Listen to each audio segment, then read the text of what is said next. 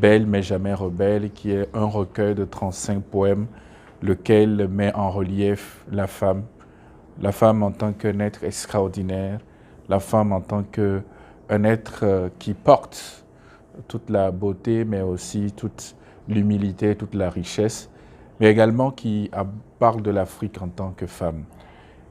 Et donc, nous avons fait le choix d'écrire, parce que comme on le dit généralement, et les latins le disent assez souvent, verba volant scripta manent. Pour nous, en mettant en écrit ce que nous ressentons, en mettant en écrit notre appréciation de la vie, de la nature, de toute sa beauté, nous essayons de contribuer autant faire ce que se peut au sourire dont nous avons besoin tous les jours.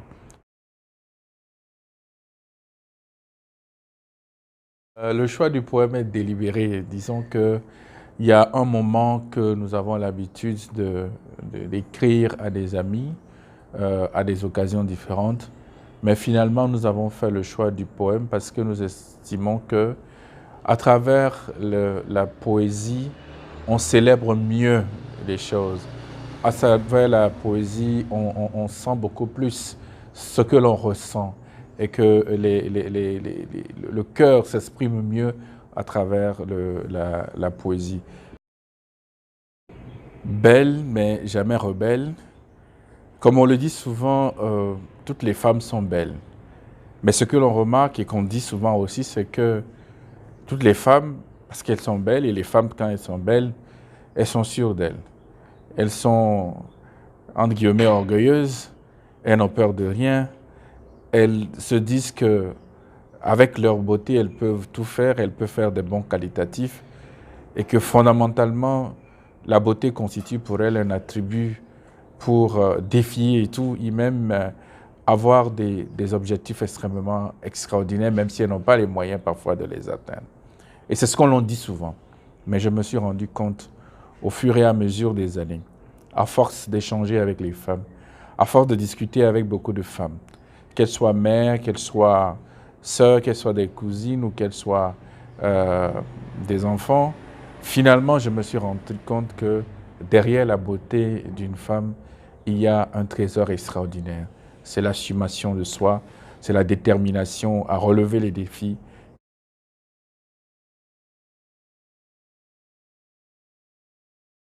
On peut mentionner, entre autres, il y a à ma douce maman, à une amoureuse si loin mais si proche, belle mais jamais rebelle.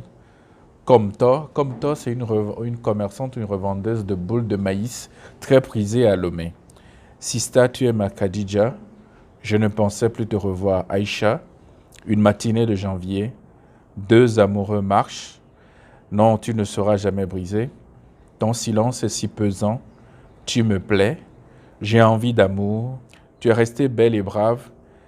Tu es restée belle et brave parle beaucoup de toutes ces femmes qui font face au cancer, qui les ronge et qui luttent chaque jour pour garder leur sourire malgré cette douleur qui les consume au jour le jour. Derrière le sourire d'une femme, la femme que j'ai rencontrée ce matin, j'aime tes seins, il y a de ces hommes. Mais dans tous ces poèmes, celui que j'aime beaucoup plus en ce qui concerne la célébration de la beauté féminine, c'est derrière le sourire d'une femme. Et ce poème se retrouve à la page 64.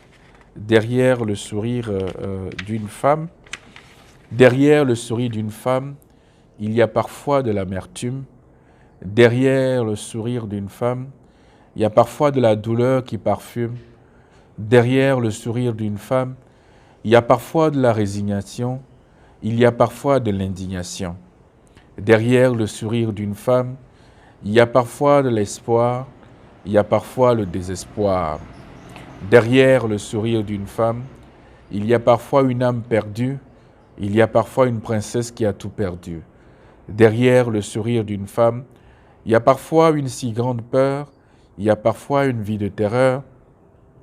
Derrière le sourire d'une femme, il y a parfois de la pression, il y a parfois de la dépression. Derrière le sourire d'une femme, il y a parfois un être qui ne connaît plus rire, il y a parfois un méchant qui fait souffrir. Comme vous le voyez, c'est dire que derrière le sourire d'une femme, Il y a toute une histoire que l'on ne voit pas, mais une histoire qui déchire. Mais malgré cela, malgré les défis, elle reste debout, la femme, pour dire « Demain sera meilleur aujourd'hui pour moi, pour mes enfants, pour ma famille et pour mon mari ».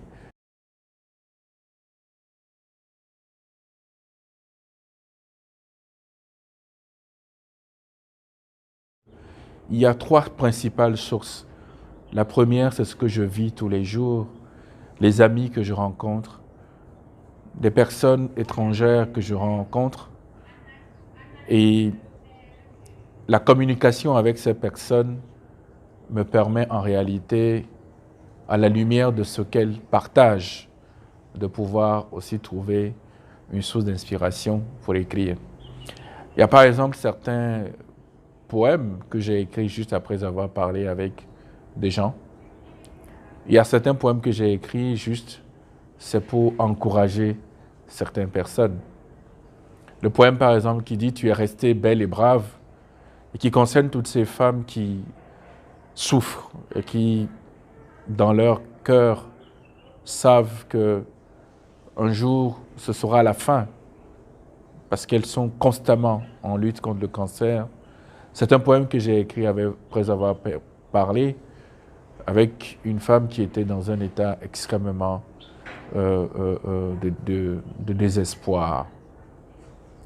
La deuxième source, ce sont mes collègues au bureau, mais aussi des personnes avec lesquelles j'interagis dans le cadre professionnel.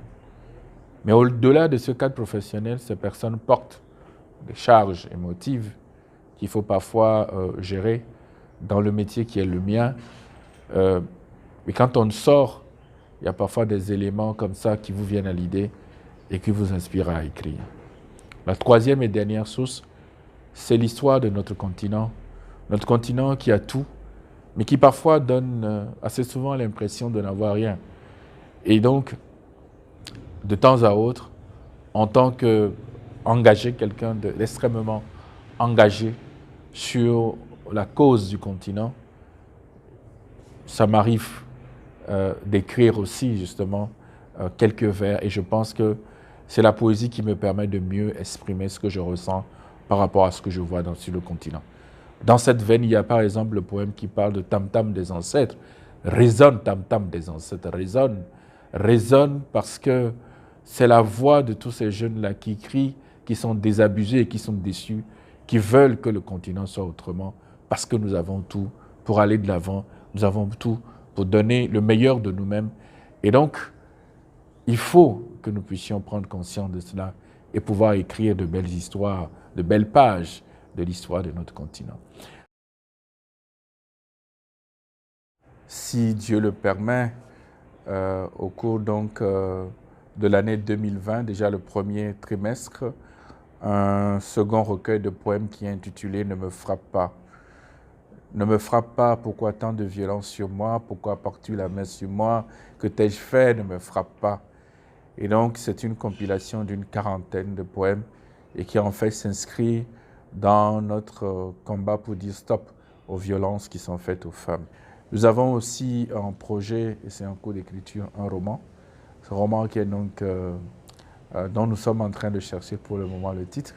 Il y a peut-être Mon combat pour la dignité ou encore Akpanto quand la battante se lève.